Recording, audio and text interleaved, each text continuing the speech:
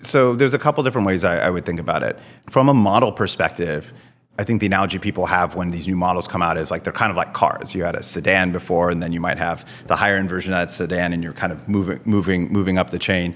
And I think that is true in terms of model intelligence. The place that analogy kind of breaks down a little bit is people think, okay, going from the sedan to the sports car, I'm going to get much less fuel efficiency, right? I'm not going to buy the sports car for the gas mileage. In our case, we actually see both huge improvements in capability, but also in model efficiency. And so if you look at going from Opus, 4 to 4.5, 4.6, and now 4.7, each one of those leaps, they're not equal, but each one of those leaps to a new model has a multiplier in terms of how much more efficient it is at processing tokens effectively.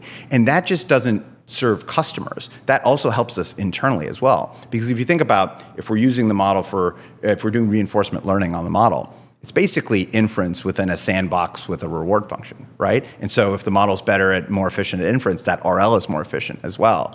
And so we're able to do this kind of win-win where the customer is getting more capability when we release a new model.